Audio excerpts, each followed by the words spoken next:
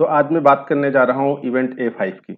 इससे पहले मैंने इवेंट A1, A2 और A3 की वीडियो बनाई हुई है। काफ़ी डिटेल में मैंने डिस्कस किया है। काफ़ी लोगों ने डिमांड भी किया कि और भी इवेंट्स की वीडियो चाहिए, तो इसलिए थोड़ा सा लेट हो गया मुझे वीडियो बनाने में। बट आज मैं इवेंट A5 के बारे में फुल डिटेल में डिस्कस करने जा रहा हूँ। ये वीडियो देखने के बाद आप इवेंट A5 से रिलेटेड जितने भी पैरामीटर्स होते हैं, चाहे वो नोकिया के पैरामीटर हों, चाहे वो इरिक्शन के पैरामीटर हों, उनकी डिफ़ॉल्ट वैल्यूज़ क्या होती है, उनकी रेंज क्या होती है, ये सारी चीज़ों की अंडरस्टैंडिंग आप प्रॉपर कर पाएंगे। और हाँ, इस बात की मैं ये गारंटी भी लेता हूँ कि अगर आज आपने मेरा ये वीडियो इवेंट A5 का बिना स्किप किए हुए देखा, तो आज के बाद आपको दोबारा कभी इवेंट A5 पढ़ने की ज़रूरत नहीं पड़ेगी। इतना क्लियर तरीके से मैं इस इवेंट को समझा दूंगा आपको। तो शुरू करते हैं। इवेंट A5 जो होता है वो उसकी डिफिनीशन होती है कि triggered when serving cell becomes worse than a threshold 1 and neighbor becomes better than the threshold 2। तो पहले तो मैं बता दूं कि इवेंट A5 जो होता है वो इंटर फ्रीक्वेंसी हैंडओवर के लिए यूज होता है। इंटर फ्रीक्वेंसी हैंडओवर का मतलब क्या है कि लेट से आपके पास दो फ्रीक्वेंसी हैं, एक फ्रीक्वेंसी F1 और एक फ्रीक्वेंसी F2। तो दोनों के बीच में हैंडओवर जो ट्रिगर होता है वो इवेंट A5 की जो डिफिनीशन क्रिएट करते हैं या इवेंट A5 के अंदर जो पैरामीटर यूज होते हैं उनकी जो वैल्यू हम डिफाइन करते हैं उसके बेसिस पे ही वो ट्रिगर होते हैं। तो अब समझते हैं एक पिक्चर के माध्यम से कि लेट से ये हमारे पास सर्विंग साइट है, या ऐसा भी कह सकते हैं कि ये फ्रीक्वेंसी 1 की साइट है F1, और दूसरी साइट है हमारे पास नेबर साइट, या ये भी कह सकते हैं कि ये फ्रीक्वेंसी 2 की साइट है F2। तो जब हमारा यूवी जो होता है, यूवी को जो आरएसआरपी लेवल मिल रहा होता है या क्वालिटी मिल रही होती है, आरएसआरक्यू क्वालिटी मिल रही है वो। अच्छा, पहले तो मैं आपको ये बता दूं कि इवेंट A5 जो होता है वो या तो आरएसआरपी बेस्ड होगा या आरएसआरक्यू बेस्ड होगा। अब ये कैसे पता चलेगा आपको कि ये आरएसआरपी बेस्ड डिफाइंड है आपके नेटवर्क में या आरएसआरक्यू बेस्ड डिफाइंड है आपके नेटवर्क में? तो उसके लिए मैं आपको बता दूं, यहाँ पे एक पैरामीटर होता है A5 trigger quantity intra frequency HO। ये नोकिया का पैरामीटर है। मैं इरेक्शन का भी बताऊंगा कि इरेक्शन का पैरामीटर क्या होता है इसकी जगह पे। तो A5 trigger quantity intra frequency HO, इसकी वैल्यू अगर जीरो पड़ी है तो इसका मतलब होगा कि ये इवेंट A5 जो ट्रिगर होगा वो आरएसआरपी बेस्ड होगा। अगर इसकी वैल्यू 1 पड़ी हुई है तो इवेंट A5 जो ट्रिगर होगा वो आरएसआरक्यू बेस्ड होगा। ठीक है, तो अब यहाँ पे कंसीडर करते हैं कि हमारा एक सर्विंग साइट है या F1 फ्रीक्वेंसी की साइट है जिसका यूजर्स मूव करते हुए आगे की तरफ जा रहा है और कहीं पे एक ऐसे प्लेस पे पहुंचता है जहां पे उसको नेबर साइट का अच्छा कवरेज मिलना स्टार्ट हो जाता है। तो क्या होगा यहाँ पे कि ये एक कंपैरिजन करेगा कि हमने जो थ्रेशोल्ड डिफाइन किया हुआ है, थ्रेशोल्ड 1 और थ्रेशोल्ड 2, ये नेटवर्क में हमने ऑलरेडी डिफाइन कर रखा होता है। उसकी वैल्यू हम ऑप्टिमाइज कर सकते हैं, ऑप्टिमाइजेशन इंजीनियर उसकी वैल्यू को रिट्यून करते रहते हैं। तो यूवी यहाँ पे कंपेयर करेगा कि भाई जो भी सर्विंग सेल है हमारा, उसका जो आरएसआरपी है वो उस थ्रेशोल्ड से खराब हो जाए, वर्स हो जाए, और जो नेबर साइट है उसका जो आरएसआरपी लेवल है, उसका आरएसआरपी लेवल जो थ्रेशोल्ड 2 डिफाइंड है उससे अच्छा हो जाए। तो उस केस में ही इवेंट A5 ट्रिगर होगा। इसको डिटेल में हम नेक्स्ट स्लाइड से समझते हैं। पूरी कैलकुलेशन करूंगा, आप इसको प्रिपेयर करके देखते रहिए बस। तो अभी इसको देखिए यहाँ पे। तो जैसा मैंने बताया कि आइदर आरएसआरपी बेस्ड होगा, आइदर आरएसआरक्यू बेस्ड होगा। तो अभी हम कंसीडर करते हैं कि आरएसआरपी बेस्ड कैलकुलेट करेंगे कि किस तरीके से हमारा ट्रिगर हो रहा है। तो कंसीडर करते हैं यहाँ पे कि लेट से ये हमारा सर्विंग सेल हो गया, ये रेड कलर का जो है ये हमारा सर्विंग सेल हो गया, और यहाँ पे ये ब्लू कलर जो आपको दिख रहा है ये नेबर सेल हो गया। ओके, तो अब यहाँ पे देखिए, यहाँ पे जो सर्विंग सेल है ये स्लोली स्लोली नीचे की तरफ जा रहा है, मतलब हम ये समझ रहे हैं कि इसका कवरेज पुअर हो रहा है। वहीं पे नेबर सेल देखिए, नेबर सेल का कवरेज अच्छा हो रहा है। तो नेबर सेल का कवरेज जब अच्छा होगा और सर्विंग सेल का पुअर होगा तभी हैंडओवर ट्रिगर होना चाहिए या इवेंट A5 ट्रिगर होना चाहिए जनरल केस में। बट अगर मैं इवेंट A5 की डिफिनीशन के अकॉर्डिंग, प्रॉपर कैलकुलेशन के अकॉर्डिंग बातचीत करूं, तो यहाँ पे क्या होता है कि जब सर्विंग सेल जो होता है उसका जो एक थ्रेशोल्ड डिफाइन होगा, लेट्स से थ्रेशोल्ड 1 है, तो थ्रेशोल्ड 1 यहाँ पे डिफाइंड है कि उसकी जो भी वैल्यू डिफाइंड होगी, यहाँ पे अभी मैं कंसीडर करूंगा कैलकुलेशन के लिए, मैं कंसीडर कर रहा हूँ कि थ्रेशोल्ड 1 जो डिफाइंड है नेटवर्क में -116 dBm डिफाइंड है। तो जब भी हमारा सर्विंग सेल -116 से भी खराब हो जाए, और उसके साथ में एक हाइटरसिस वैल्यू भी होती है, हाइटरसिस वैल्यू भी हम बताएंगे क्या होता है, क्या रेंज होती है इसकी, उसको ऐड करने के बाद भी अगर हमारा ये खराब रहे सर्विंग सेल का आरएसआरपी, और उसी टाइम पे जो थ्रेशोल्ड 2 हमने डिफाइन किया है, यहाँ पे थ्रेशोल्ड 2 है, लेट से थ्रेशोल्ड 2 की वैल्यू -114 डिफाइन करी है मैंने, तो जो नेबर सेल है उसका आरएसआरपी लेवल उस थ्रेशोल्ड 2 से बेटर हो जाए, इवन उसका हाइटरसिस भी उसमें माइनस कर दें तो उसके बाद अगर ये कंडीशन मेट हो जाती है, यहाँ पे देखो मैं आपको कंडीशन दिखाता हूँ, यहाँ पे कंडीशन क्या है, मोबाइल सर्विंग, मतलब जो सर्विंग आरएसआरपी लेवल है उसमें हाइटरसिस वैल्यू को ऐड कर दिया जाए, वो जो है वो लेस देन हो थ्रेशोल्ड 1 से, और साथ में दूसरी कंडीशन भी है कि मोबाइल का जो नेबरिंग हो उसमें हाइटरसिस को माइनस कर दिया जाए और वो ग्रेटर हो जाए थ्रेशोल्ड 2 से। अगर ये दोनों कंडीशन मीट हो जाएंगी तभी इवेंट A5 ट्रिगर होगा। तो अभी हम इसको कैलकुलेशन के हिसाब से देखते हैं कि ये कंडीशन कब मीट होगी और कैसे इवेंट A5 ट्रिगर होगा, तो उसमें थोड़ा सा पिक्चर क्लियर होगी, हो सकता है आपको इसमें ग्राफ में अभी पिक्चर क्लियर नहीं हो रही होगी, बट कैलकुलेशन से आप 100% क्लियर हो जाओगे। तो देखो अभी मैं कंसीडर करता हूं, मैंने क्या लिया था कि थ्रेशोल्ड 1 मैंने -116 dBm लिया हुआ है, जो ये वैल्यू हो गई, और थ्रेशोल्ड 2 जो लिया हुआ है वो उससे बेटर -114 dBm लिया हुआ है, तो ये थ्रेशोल्ड 2 हो गया। ठीक है, अब मैं इस कंडीशन को मीट कराता हूं। अभी मैं ये सपोज करता हूं या अज्यूम करता हूं कि जो मोबाइल सर्विंग है हमारा, उसको लेवल जो मिल रहा है -112 dBm का आरएसआरपी लेवल मिल रहा है, वहीं नेबर का जो लेवल है अभी खराब है, अभी मैं ऐसा अज्यूम कर रहा हूं कि नेबर का लेवल उससे खराब है जो कि -118 dBm मिल रहा है। तो क्या इस केस में इवेंट A5 ट्रिगर होगा या नहीं, ये कैलकुलेशन से अपने को पता चलेगा। तो कैसे, अब मैंने ये कंडीशन अप्लाई करी, मोबाइल सर्विंग प्लस हाइटरसिस, तो मोबाइल सर्विंग क्या है -112 dBm लेवल है, प्लस हाइटरसिस, हाइटरसिस की वैल्यू मैंने अभी 1 अज्यूम करी हुई है, तो हमने उसमें 1 जोड़ दिया, यहाँ पे ऐड कर दिया, इज इक्वल टू कितना हुआ ये, इसमें 1 ऐड करेंगे तो -111 आ गया। क्या ये थ्रेशोल्ड 1 से, यहाँ पे देखो थ्रेशोल्ड 1 मैंने दिया है, तो थ्रेशोल्ड 1 से क्या ये लेसर है, नहीं है, तो इसका मतलब कंडीशन मीट नहीं हो रही है।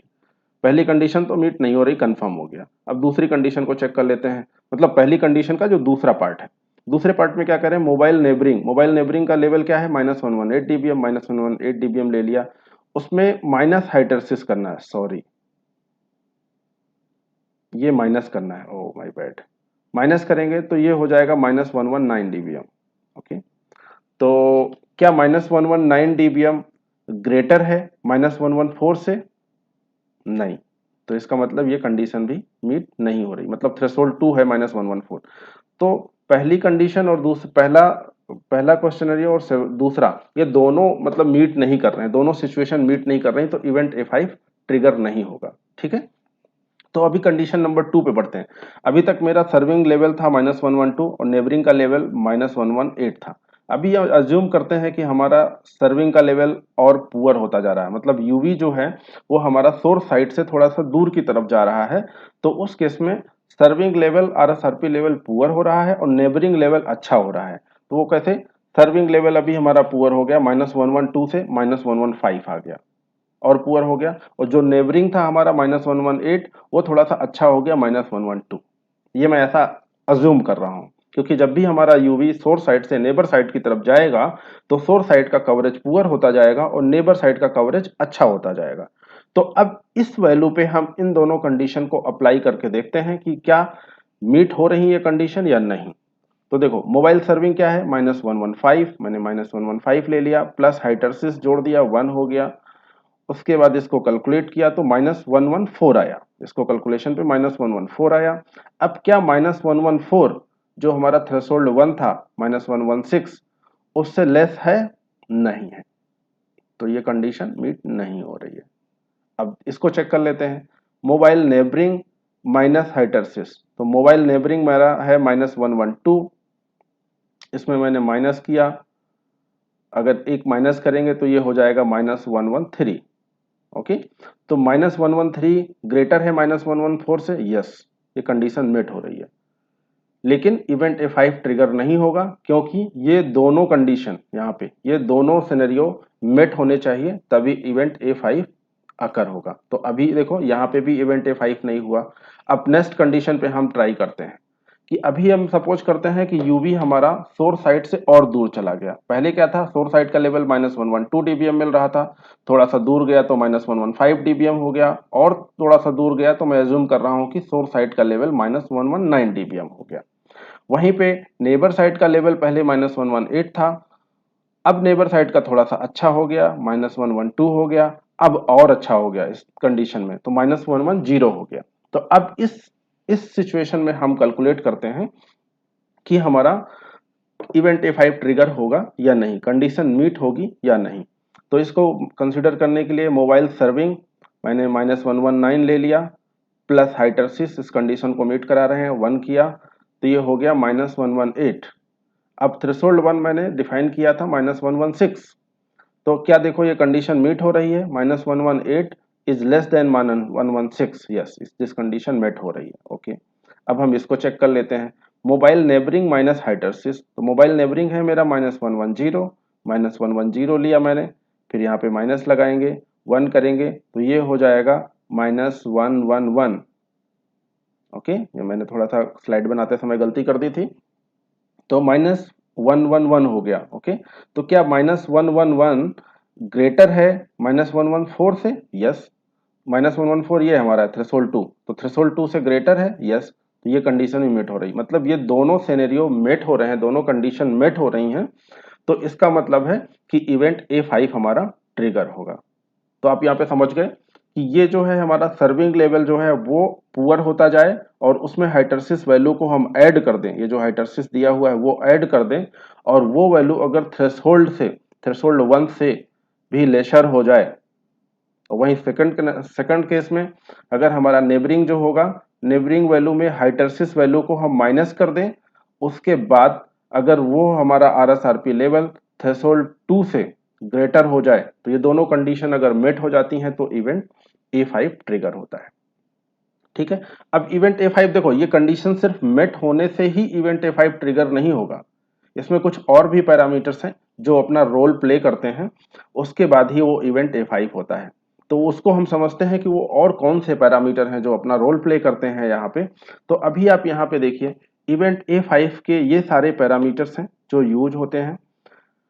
तो यहाँ पे मैं आपको बता दूं कि जो लोग नोकिया में काम करते हैं उन लोगों के लिए ये पैरामीटर्स यही नेम रहेंगे, लेकिन जो लोग एरिक्सन में काम करते हैं उन लोगों के लिए इन पैरामीटर्स के नेम डिफरेंट होंगे। तो मैं नेक्स्ट स्लाइड में आपको बताऊंगा कि इन पैरामीटर का नाम एरिक्सन में क्या होता है। ठीक है, तो पहला पैरामीटर जैसे मैंने बता दिया था कि A5 trigger quantity intra frequency HO, ये RSRP बेस्ड है या RSRQ बेस्ड है, ये इस पैरामीटर से पता चलेगा। दूसरा पैरामीटर है threshold 3 inter frequency. Threshold 3 inter frequency का मतलब हो गया, जो मैं थ्रेशोल्ड 1 की बात कर रहा था, इसको नोकिया में, थ्रेशोल्ड 1 को नोकिया में थ्रेशोल्ड 3 इंटर फ्रीक्वेंसी बोलते हैं। और ये दूसरा पैरामीटर है थ्रेशोल्ड 3A इंटर फ्रीक्वेंसी। तो थ्रेशोल्ड 3A इंटर फ्रीक्वेंसी क्या होता है, सॉरी, जो थ्रेशोल्ड 2 होता है हमारा, थ्रेशोल्ड 2 ही थ्रेशोल्ड 3A इंटर फ्रीक्वेंसी कहलाता है। तो इसकी रेंज जो होती है वो -43 dBm टू -140 dBm के बीच में होती है। हम इसको वन स्टेप में चेंज कर सकते हैं, लाइक अगर ये -116 है तो हम इसको -117 या -115, इस तरीके से 1 बाई 1 स्टेप में हम इसको रिट्यून कर सकते हैं। Same way threshold 3A inter frequency को भी हम रिट्यून कर सकते हैं। नेक्स्ट पैरामीटर है हमारे पास में हाइटरसिस threshold 3 inter frequency.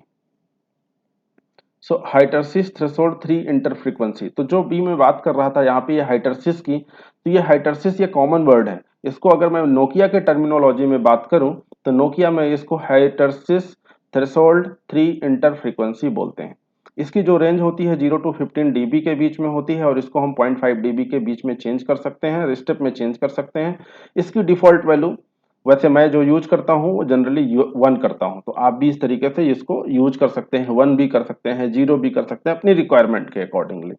Next parameter है A5 time to trigger inter frequency. देखो ये पैरामीटर भी काफी इंपॉर्टेंट है। जब मैंने आपको बताया कि आपकी ये दोनों कंडीशन मेट हो जाएं कि आपका जो मोबाइल सर्विंग है प्लस हाइटरसिस वो लेसर देन हो जाए थ्रेशोल्ड 1 से, और mobile neighbouring minus hysteresis greater than हो जाए थ्रेशोल्ड 2 से, तो इवेंट A5 ट्रिगर होगा। बट तुरंत ही नहीं ट्रिगर होगा, वो डिसाइड करेगा कि ट्रिगर कब होगा, कितनी देर में होगा, वो इस पे डिपेंड करेगा। A5 time to trigger inter frequency.